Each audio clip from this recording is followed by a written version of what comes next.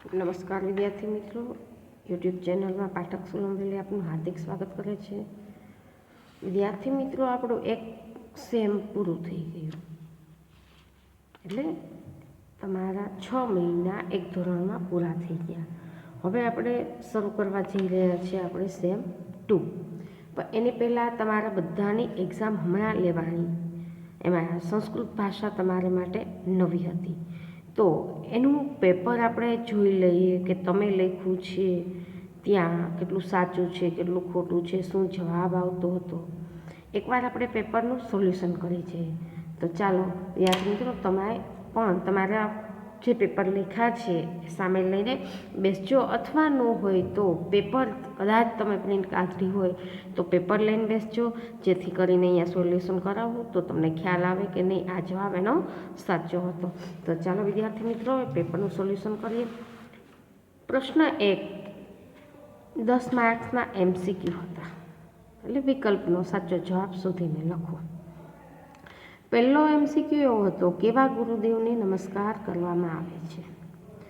કેવા ગુરુદેવને નમસ્કાર કરવામાં આવે છે? આપણે શ્લોકની છેલ્લી પંક્તિ જોવાની હતી કે મહાદેવ જેવા ગુરુદેવને, બ્રહ્મદેવ જેવા ગુરુદેવને, કે સાક્ષાત પરબ્રહ્મ રૂપ ગુરુદેવને. આપણે છેલ્લી શ્લોકની પંક્તિમાં આવ્યું હતું કે સાક્ષાત પરબ્રહ્મ સ્વરૂપ તસ્મૈ શ્રી ગુરુવે નમઃ, તેવા ગુરુદેવને નમસ્કાર કરવામાં આવે છે. એટલે જવાબ અહીંયા સી આવે છે.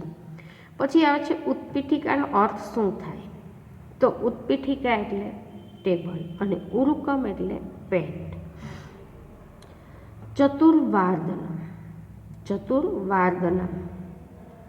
શબ્દનો અર્થ એટલે 4 વાગ્યા.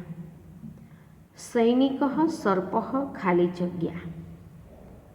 છેલ્લા શ્લોકનો પાઠની છેલ્લી પેરેગ્રાફમાં આવે છે સૈનિક સર્પ ખાલી જગ્યા. સૈનિક સર્પને માર્યતી એટલે મારી નાખે છે. સ્વ શનિવાસર યહ કહ વાસર. સ્વ એટલે આવતીકાલે. આવતીકાલે શનિવાર છે. આવતીકાલે શનિવાર છે. યહ તો ગઈકાલે કહ વાસર, તો ગઈકાલે કયો વાર હોય? આજનો વાર બાકાત રાખવાનો છે. કાલે શનિવાર છે તો ગઈકાલે કયો વાર હોય? જો કાલે શનિવાર હોય તો આજે કયો વાર હોય? શુક્રવાર. તો ગઈકાલે કયો વાર થાય? ગુરુવાર. એટલે ગુરુવાસર જવાબ સાચો આવશે. બળદગાડાનો સંસ્કૃત અર્થ શું થાય? તો શકટમ. હવે એવો જ બીજો પ્રશ્ન અહીંયા છે કે યહ ગુરુવાસર સ્વ કહ વાસર. યહ ગઈકાલે ગુરુવાર હતો. સ્વ કહ વાસર તો આવતીકાલે કયો વાર હોય? ગઈકાલે ગુરુવાર હોય તો આજે કયો વાર હોય? શુક્રવાર. તો આવતીકાલે કયો વાર થાય? શનિવાસર. એટલે જવાબ શું આવશે? શનિવાસર. ત્યાર પછીનો MCQ છે કે સસલું ઝાડ પાસે આવે છે ત્યારે સિંહ શું કહે છે? સસલું ઝાડ પાસે આવે છે ત્યારે સિંહ શું કહે છે? જો આમ તો સિંહ કહે છે ક્યાં પડે છે આકાશ, શું આકાશ પડે છે, પણ ઝાડ પાસે આવે છે ત્યારે શું કહે છે? ત્યારે ક્યાં પડે છે આકાશ એવો સસલાને પ્રશ્ન પૂછે છે, અને પછી સસલું કંઈ પણ બોલતું નથી અને સિંહ હસે છે, કારણ કે ત્યાં આકાશ હોતું નથી, ફક્ત શું હોય છે? પાન જ હોય છે, એટલા માટે. પછી આવે છે પછીનો જવાબ, ત્રીજો 9મો MCQ કે 3 વાગ્યાને સંસ્કૃતમાં શું કેમ લખાય? 3 વાગ્યા ગુજરાતીમાં કહીએ આપણે તો એને સંસ્કૃતમાં કેમ લખાય? તો ત્રિવાદનમ. વાદનમ શબ્દનો અર્થ શું થાય? વાદનમ શબ્દનો અર્થ શું થાય? તો કે આટલા વાગ્યા, 3 વાગ્યા. આ હતા MCQ. પછી આવે છે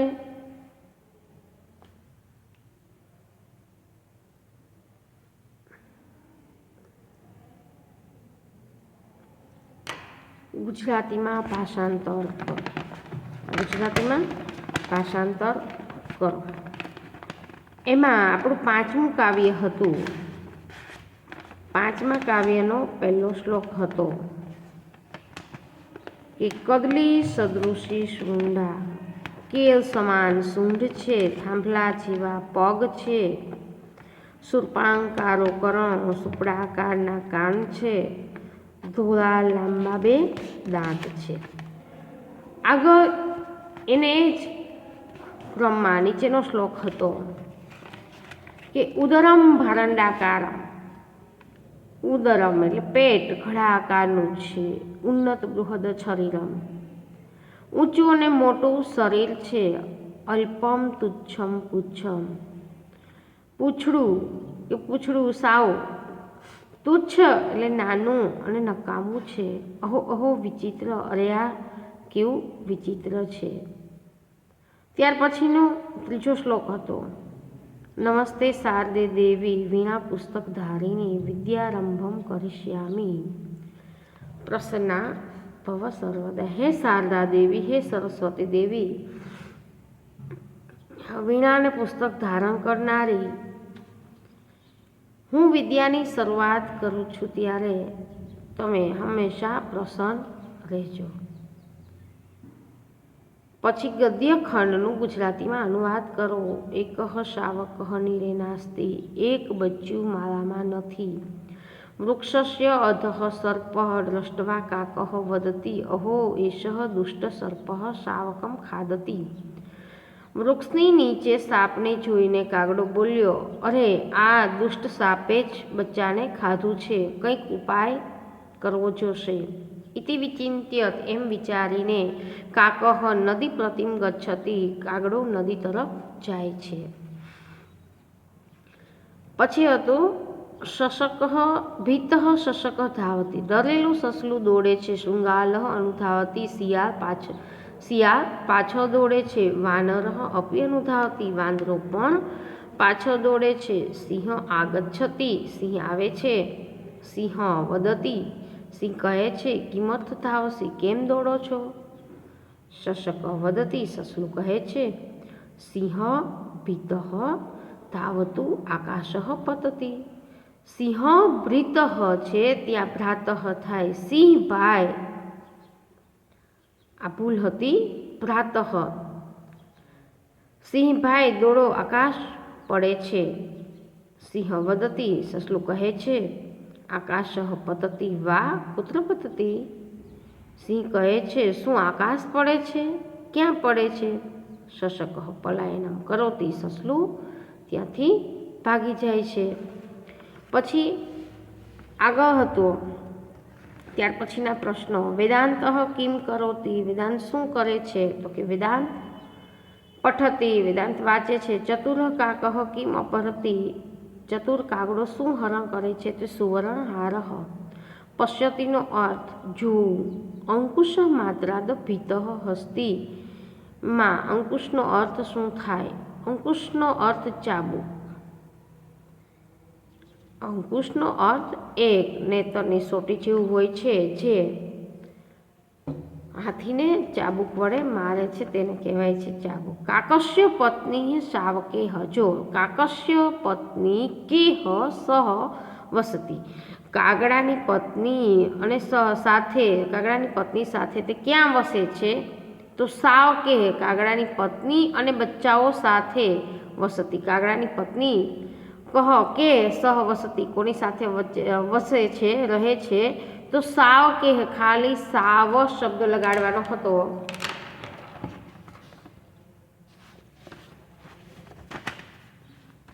અહીંયા કે શબ્દથી પ્રશ્ન પૂછ્યો હતો તમને, તો એના જવાબમાં આટલું જ લખવાનું હતું, શાવ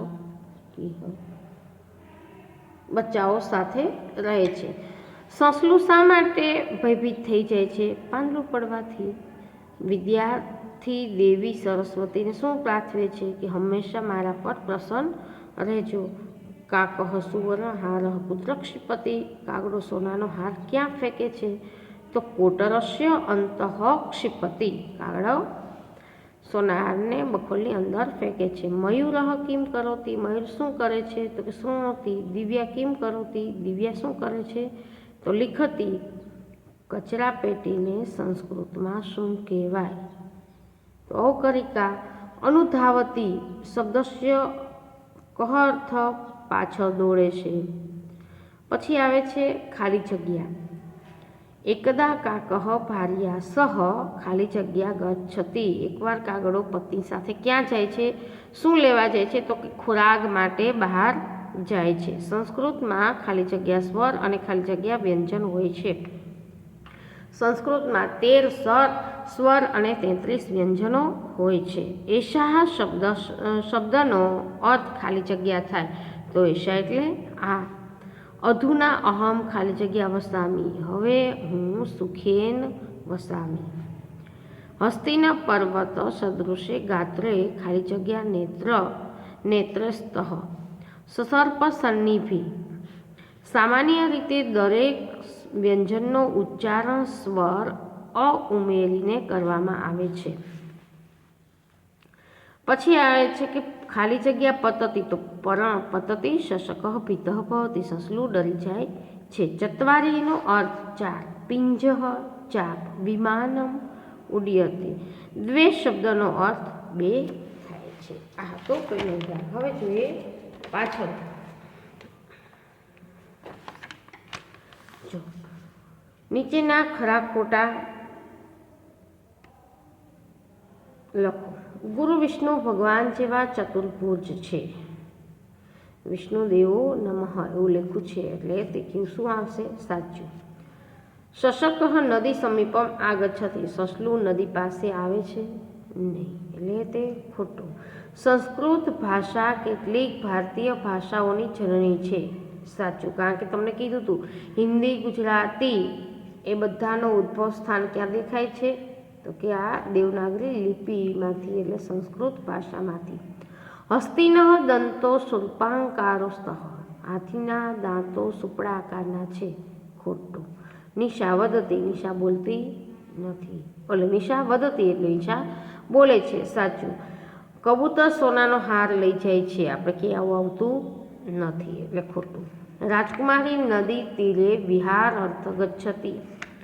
રાજકુમારી નદી તીરે સ્નાન માટે જાય છે, વિહાર માટે નહીં, એટલે ખોટું. નવ કુસુમાની એટલે કુસુમાની એટલે પુષ્પો. નવ એટલે નવ પુષ્પો છે. પંચવાદનમ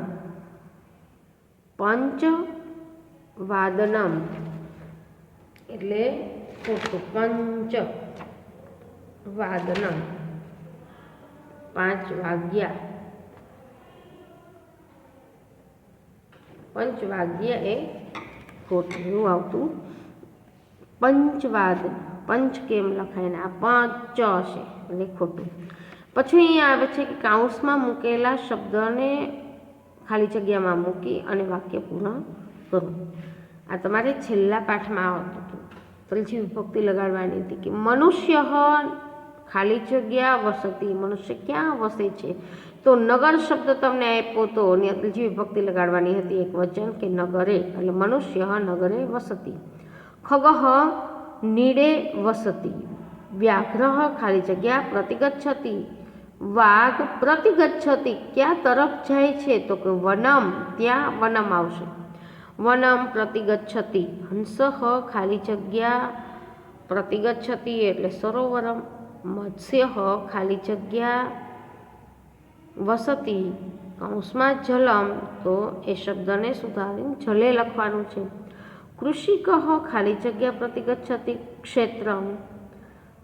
છાત્ર ખાલી જગ્યા પ્રતિગચ્છતિ શાલા. સર્પ ખાલી જગ્યા વસતી તો કોટરે. અને વાનર ખાલી જગ્યા વસતી વૃક્ષે. પછી પાદ પૂર્તિ કરો. એના 2 શ્લોક પૂછ્યા હતા. પેલું હતું ગુરુ બ્રહ્મા ગુરુ વિષ્ણુ ગુરુદેવો મહેશ્વર ગુરુ સાક્ષાત પરબ્રહ્મ તસ્મૈ શ્રી ગુરુવે નમઃ. અને બીજો શ્લોક હતો વક્રતુંડ મહાકાય સૂર્યકોટી સમપ્રભ નિર્વિઘ્નમ કુરુ મે દેવ સર્વકાર્યેષુ સર્વદા. પછી હતા 5 માર્ક્સના જોડકા. એકસ્મિન વને, એની સામેથી આમાંથી ક્યુ આવે. એકસ્મિન વને, એક વનમાં શું હતું તો એક વટવૃક્ષ અસ્તિ. એકસ્મિન વને એક વટવૃક્ષ અસ્તિ. શશક, તો સસલું શું આવે તો કે શયનમ કરોતિ. એકાદશ એટલે 11. હસ્તી હસ્તી દિવ્યા દેવી સૃષ્ટિ. અને ષટ વાદનમ એટલે 6 વાગ્યા. આ હતું વિદ્યાર્થી મિત્રો તમારું પેપર. બરોબર સોલ્યુશન કરી લેજો. ઘણાને ન સમજાણું હોય તો સમજી લેજો વિદ્યાર્થી મિત્રો, અને પછી લખજો તમ તારે બાકી રહી ગયું હોય તો. હવે આપણે આજથી આપણા બીજા સત્રનો પ્રારંભ કરવા જઈ રહ્યા છીએ. પહેલા સત્રમાં શરૂઆતમાં આપણને શ્લોક આપવામાં આવ્યા હતા. 3 શ્લોક હતા. વંદના હતી કે ભાષાની શરૂઆત કરતાં પહેલાં આપણે ભગવાનને પ્રાર્થના કરી કે અમને ભાષા સંસ્કૃત દેવોની ભાષા છે, અમને ભાષા આવડી જાય. અને એમાં થોડાક અંકો હતા, લેખનીય એટલે વર્ણો હતા, એકાદ વાર્તા હતી. કરોતી શબ્દનો અર્થ શું થાય, કિમ કરોતી,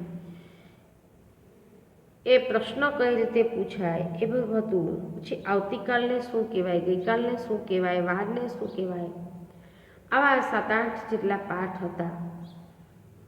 અને સમય માટેનો છેલ્લો પાઠ હતો, એ આપણે ભણી ગયા. હવે એનાથી આગળ ભણવાનું છે, તો એ બધું શીખી ગયા પછી અહીંયા આપણે બીજા સેમની અંદર 9 પાઠ આવે છે. એમાં કાવ્ય પણ આવી ગયું, ઉખાણા પણ આવી ગયા, વાર્તાલાપ પણ આવી ગયો અને સુભાષિત પણ આવી ગયા.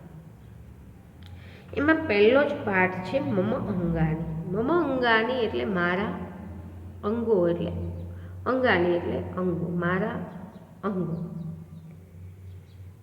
સરસ મજાનું બીજા સેમમાં પણ ચોપડીમાં બધા પાઠ, પાઠ્યપુસ્તકમાં બધા પાઠ સરસ આપ્યા છે વિદ્યાર્થી મિત્રો, એટલે ભણવાની મજા આવશે. પછી બીજું કાવ્ય આવે છે દક્ષિણ પાદમ. દક્ષિણ એટલે જમણો ને પાદમ એટલે પગ, જમણો પગ, એવું કરીને કાવ્ય આવે છે. પછી આપણે ત્યાં જોઈ ગયા પહેલા સેમમાં કરોતી. હવે અહીંયા ભણવાનું છે કરોમી, હું કરું છું. ત્યાં તો નામ હતું કે સચિન રમે છે, વેદાંત વાંચે છે, દિવ્યા લખે છે, નિશા બોલે છે. અહીંયા તો હવે હું આમ કરું છું, હું પૂજા કરું છું, મંદિરે જાઉં છું, હું ભોજનાલયમાં જાઉં છું. અહમનો ઉપયોગ ક્યાં થાય અને છું શબ્દમાં કયો આવે તો તીતઃ, અંતિ, મીમ, મીસી, એ વ્યાકરણ ઉપર ત્યાં ત્રીજો પાઠ છે. પછી આવે છે ઉખાણ, પહેલિકાઓ. પછી મમ વિદ્યાલય, 2 વિદ્યાર્થી મિત્રોનો સંવાદ આવે છે કે મમ વિદ્યાલય, મારી શાળા. પછી ભવતું ભારત, આપણું ભારત કેવું છે એની માટેના 4-5 શ્લોક છે કાવ્યમાં. પછી સુભાષિતો આવે છે જે ગુજરાતીમાં આપણે ભણી ગયા હોય એમાં સંસ્કૃતમાં પણ ભણવામાં આવે છે. અને છેલ્લે આવે છે 8મો પાઠ, જન્મદિવસનો ઉત્સવ, જન્મદિનો મહોત્સવ એટલે જન્મદિવસની ઉજવણી. અને પછી આવે છે સુક્તય. સુક્તય એટલે કે સુવિચારો. આપણે ઘણીવાર કહીએ છીએ જેવા સાથે તેવા, ઘણીવાર આપણે કહીએ છીએ જેવા સાથે તેવા. આ સુવિચાર થયો. એમ સંસ્કૃતમાં પણ સુવિચાર આવે છે કે જનની જન્મભૂમિ સ્વર્ગ અપી ચડિયાતી. જનની જન્મભૂમિ છે એ સ્વર્ગ કરતાં પણ ચડિયાતી છે, એવું કહેવામાં આવે છે. આવી જે સુક્તિ છે, સુવિચારો છે, એ આપણે અહીંયા ભણવાના છે. આ હતું તમારું અનુક્રમણિકા. હવે આપણે જોઈએ પાઠ 1 મમ અંગાની. મમ અંગાની એટલે મમ એટલે મારા, અંગાની એટલે અંગો. શરીરના આપણા જે ભાગો છે એને ગુજરાતીમાં ખબર છે અને શું કહેવાય એમ, સંસ્કૃતમાં આપણને નથી ખબર, અંગ્રેજીમાં ખબર છે અને શું કહેવાય એમ. તો સંસ્કૃતમાં શું કહેવાય એટલા માટે આપણે પહેલો પાઠ આપ્યો છે કે મમ અંગાની. કપાળ ને શું કહેવાય? લલાટમ એટલે કપાળ. નેત્રમ આંખ, નાસિકા નાક, મુખમ એટલે મુખ. આખો ચહેરાનું શું કહેવાય? તો મુખમ. મુખમ એટલે મુખ. દંતઃ દાંતને દંતઃ કહેવાય છે. ઓષ્ઠ હોઠને ઓષ્ઠ. ઓઠ એટલે શું? ઓષ્ઠ. જીભ જીહ્વા. વાળ કેશા. કાન કર્ણ. ડોક ગ્રીવા. વક્ષઃ છાતી. હસ્ત હાથ. ઉદરમ પેટ. કરતલમ હથેળી. પાદઃ એટલે પગ અને ચરણ એટલે પગનો પંજો. જો વિદ્યાર્થી મિત્રો ફરી વાર જોઈએ. ચરણ પગનો પંજો, પાદ પગ, કરતલ હથેળી, ઉદરમ પેટ, હસ્ત હાથ, વક્ષ છાતી, ડોક ગ્રીવા, કાન કર્ણ, જીભ જીહ્વા, વાળ કેશા, કપાળ લલાટમ, આંખ નેત્રમ, નાક નાસિકા અને મુખ તો મુખ. હોઠ ઓષ્ઠ. દાંત દંતઃ. આ હતા આપણા શરીરના અંગો. હવે તમને આમાંથી એ રીતે MCQ પૂછવામાં આવે કે કપાળને સંસ્કૃતમાં શું કહેવાય? તો લલાટમ. વાળને સંસ્કૃતમાં શું કહેવાય? તો કેશાહ. નાકને સંસ્કૃતમાં શું કહેવાય? તો નાસિકા. છાતીને સંસ્કૃતમાં શું કહેવાય? તો વક્ષઃ. અને કરતલમ એટલે શું થાય? તો કે હથેળી. પણ એ રીતે પૂછવામાં આવે હતી કે ડોકને સંસ્કૃતમાં શું કહેવાય? જીભને સંસ્કૃતમાં શું કહેવાય? કાનને સંસ્કૃતમાં શું કહેવાય? મુખમ શબ્દનો અર્થ શું થાય? હોઠ શબ્દનો અર્થ શું થાય? સંસ્કૃતમાં શું કહેવાય? દંતઃ શબ્દનો અર્થ શું થાય? દાંત. વક્ષ શબ્દનો અર્થ શું થાય? છાતી. તો વિદ્યાર્થી મિત્રો આ રીતે પણ તમારે યાદ રાખવાનું રહેશે કે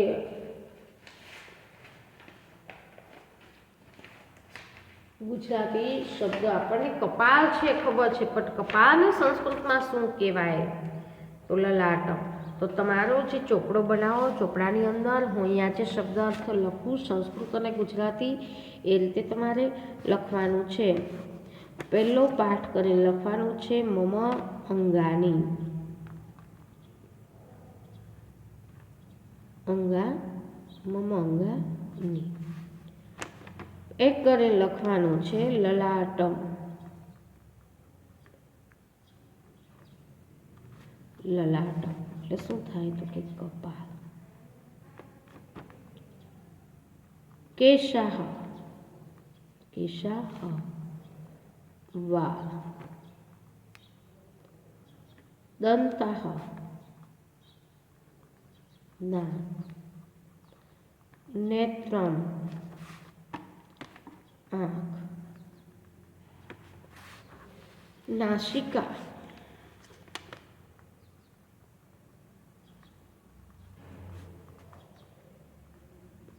નાક. મુખમ મુખ. ઓષ્ઠ. ઓષ્ઠ એટલે હોઠ.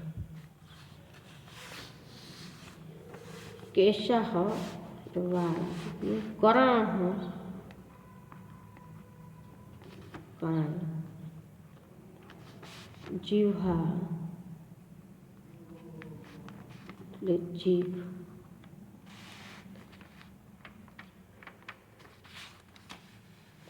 ग्रीवा डो वक्षः छाती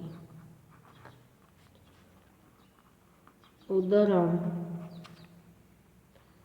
पेट हस्तः हाथ हस्तः हाथ कर्तल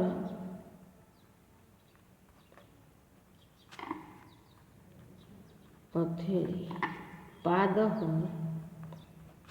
पग चरणः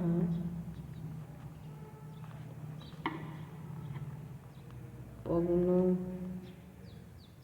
पंजो पगनो पंजो। आ હતા તમારો પહેલા પાઠના શબ્દો। હવે આની ઉપરથી જ વિદ્યાર્થી મિત્રો સંસ્કૃતમાં તમને એમસીક્યુ પૂછાય, આની ઉપરથી જ પ્રશ્નોના જવાબ પૂછાય કે તમારે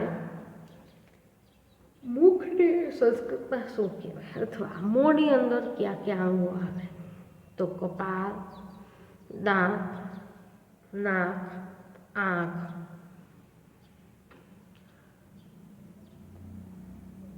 વાળ, આ બધા મોંને જીભા, દંતા, ઓષ્ઠ, આ બધા મોંની અંદર નામો છે। હવે એ રીતે પૂછાય કે મુખમ એકઃ ખાલી જગ્યા, મુખમ એકઃ ખાલી જગ્યા, મુખમાં એક અંગ ખાલી જગ્યા છે, તો એક અંગ કયું છે, તો જીભા, જીભ છે એ એક છે। પછી મુખમ અધઃ ખાલી જગ્યા, મુખની ઉપર શું છે, અધઃ ખાલી જગ્યા, મુખની ઉપર શું છે, તો કેશઃ વાળ। આ રીતે આ બે ત્રણ ખાલી જગ્યા પૂછાય, પણ જે શબ્દો છે એ શબ્દોને જ વળગી લેવાનું છે। તો વિદ્યાર્થી મિત્રો આ તો આપણો પહેલો પાઠ બરોબર સમજી અને બુકમાં લખી લેજો। મળીશું ફરી ત્યારે વાર આ રિપીટ કરીશું। નમસ્કાર।